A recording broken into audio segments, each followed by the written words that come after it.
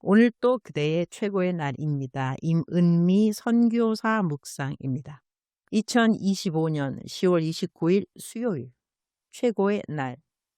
그리스도인이 아닌 자에게 필요 없는 오해를 받지 않으려면 마태복음 17장 국제선을 탈 때만 기내에서 영화를 볼 수 있는 줄 알았는데 국내선 기내 안에서도 영화를 볼 수 있다는 것을 알게 되었다. 그래서 요즘은 국내선을 탈 때 이어폰을 꼭 챙긴다. 영화를 보기 위해서다. 그래야 기내 안에서 앉아있는 불편한 시간을 조금이라도 잊을 수 있기 때문이다. 기내에서 어떤 영화를 보는가는 거의 정해져 있다고 하겠다. 나는 일단 상스러운 욕이 많이 나오면 얼른 다른 영화로 돌린다. 성경에는 무릇 더러운 말은 너 입 밖에도 내지 말라는 말씀이 있다. 입 밖에 내지 말아야 하는 말이라면 우리가 선택의 여지 없이 들어야 하는 상황은 어쩔 수 없지만 나의 선택으로 듣지 않아도 되는 더러운 말들은 안 듣는 것이 좋다고 생각한다. 더러운 말이란 다름 아닌 욕설이 섞인 말들이다. 욕은 부정적인 영적인 영향력이 있기 때문에 한번 듣고 나면 그 말이 귓가에 남고 마음에도 흔적을 남긴다. 욕은 하지 말아야 할 뿐 아니라 듣지 않을 수 있다면 듣지 않는 것이 좋다고 나는 생각한다.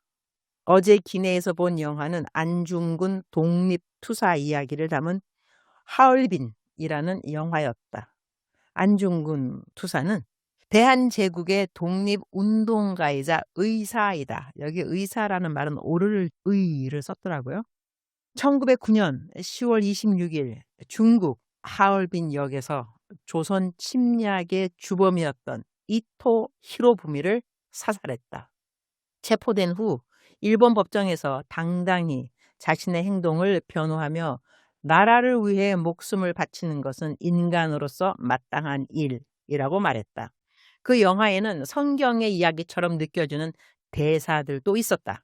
우리들은 독립을 위해 먼저 죽은 동지들을 대신하여 살고 있소 라는 대사라든가 하늘에 있는 동지들이 거사를 도와줄 겁니다 라는 대사들. 안중근 의사가 거사를 이루기까지 숨막히는 장면들이 많았는데 그 일이 성사되기까지는 결코 그 혼자만의 힘이 아니었다. 통역을 도왔던 한 여인도 있었고 안중근 의사가 어디 있는지 끝까지 말하지 않아서 목숨을 잃은 동지도 있었다. 나는 딸 수진이를 위해 기도할 때 가장 무게 있게 하는 기도 중 하나가 있다. 어떤 일을 만나도 정확한 판단력을 주옵시고 하나님의 뜻에 합당한 결정을 내리게 해 주옵소서. 나는 수진이의 리더십을 위해 많은 기도를 해왔다. 어제 독립투사들이 나라를 위해 흘린 눈물과 피, 그 희생을 영화로 보며 하나님께 기도했다. 주님, 우리나라를 도와주시옵소서. 우리의 다음 세대들이 이 나라를 지키기 위해 목숨을 아끼지 않았던 선조들의 희생을 기억하게 하옵소서. 안중근 의사가 사형을 당하는 장면을 보며 언젠가 우리도 우리나라를 위한 뿐 아니라 신앙을 지키기 위해 순교를 각오해야 하는 날이 올 수도 있겠다는 생각이 들었다. 공항에 내린 후 카톡을 열어보니 케냐 한인 선교회에서 보낸 공문이 있었다. 케냐 선교사들을 겨냥한 납치와 테러 정보가 입수되었으니 모든 선교사들이 신변에 조심하라는 안내였다. 그 순간 31년 전 내가 케냐로 떠나던 날이 떠올랐다. 선교사 인터뷰에서 케냐가 위험한 곳이라는데 그래도 가시겠습니까? 라는 질문을 받았을 때 나는 이렇게 대답했다. 신학교 다닐 때 하나님이 뜻이 있는 곳이 가장 안전하다고 배웠습니다. 제가 지금 케냐를 가지 않으면 그것이 오히려 더 위험합니다. 그 말을 들은 담임 목사님이 사명감이 있는 것 같으니 보내라고 하셨고 그 자리에서 원주민 선교사로 파송 안수 기도를 받고 케냐로 떠났다. 케냐는 그때보다 지금이 더 위험한 지역이 되었다. 그러나 나는 하나님의 뜻이 있는 곳이 가장 안전하다고 지금도 31년 전과 같이 동일하게 믿고 있다. 어제는 영화 한 편을 통해 내 나라를 위한 기도를 간절히 드릴 수 있었던 시간이 있어서 감사했다. 우리말 성경 마태복음 17장 24절부터 27절까지 본문을 제가 읽도록 하겠습니다. 그들이 가버나움에 도착했을 때 이 드라크마의 세금을 걷는 사람들이 베드로에게 와서 물었습니다. 당신네 선생님은 이 드라크마를 안 내십니까? 베드로가 대답했습니다. 내십니다. 베드로가 집으로 들어가니 예수께서 먼저 말을 꺼내셨습니다. 시몬아, 너는 어떻게 생각하느냐? 이 세상의 왕들은 누구로부터 관세와 주민세를 거두느냐? 자기 아들들이냐? 다른 사람들이냐? 베드로가 대답했습니다. 다른 사람들로부터 거둡니다. 예수께서 베드로에게 말씀하셨습니다. 그렇다면 그 아들들은 세금이 면제된다. 하지만 그들의 비위를 건드리지 않도록 바다에 가서 낚시를 던져라. 처음 올라오는 고기를 잡아 입을 벌려보면 1세겔짜리 동전 한 입이 있을 것이다. 그 동전을 가져다가 나와 너의 몫으로 그들에게 주어라. 우리 그리스도인들이 하는 일과 말들을 세상 사람들이 다 이해하겠는가? 그렇지 않다.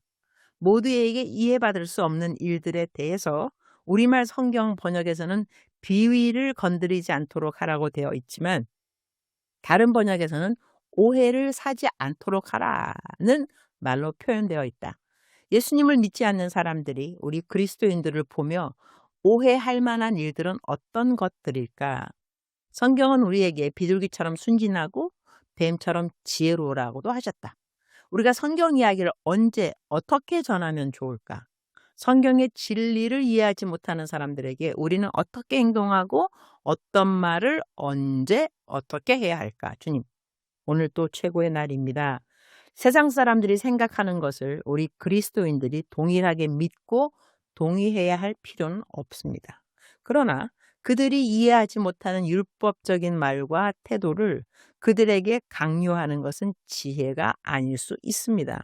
마치 돼지에게 진주를 던지지 말라. 그들이 짓밟아 너를 상하게 하리라는 말씀처럼 대화에서도 피해갈 수 있는 대화는 피하게 하여 주옵소서. 모든 사람이 다 나처럼 생각하는 것이 아니라는 것을 알고 모든 사람이 다 나처럼 생각해야 하는 것처럼 나의 의의를 하나님의 의의로 착각하지 않게 분별력을 주옵소서. 주님, 사랑합니다. 주님, 감사합니다. 오늘 또 우리 주님, 별을 보시면서 하루 종일 기쁨을 넘어서 감동을 받으시면 참 좋겠습니다. 외우면 좋은 말씀. 마태복음 17장 27절.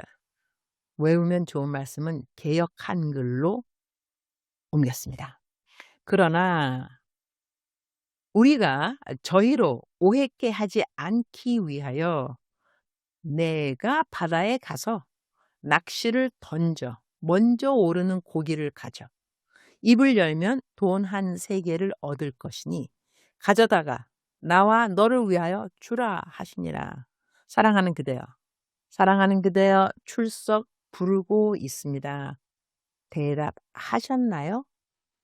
사랑하는 나의 딸, 사랑하는 나의 아들, 강하고 담대할지니라. 무슨 일을 하더라도 강하고 담대할지니라. 너는 나의 딸이라, 너는 나의 아들이라. 여호와 하나님의 딸이요 여호와 하나님의 아들이라는 것을 너는 어떻게 생각하느냐? 그러니 언제 어디서 누구를 만나더라도 어깨를 펴고 자세도 당당하게 너는 하나님의 자녀라는 것이다. 하나님의 자녀답게 이야기하고 표정 짓고 걷고 행동하고 항상 기억할지니라. 나는 너의 여호와 하나님 하늘의 아버지 하나님이 되심이라. 사랑하는 그대여, 사랑합니다. 사랑하는 그대여, 축복합니다. 오늘도 그대의 최고의 날입니다.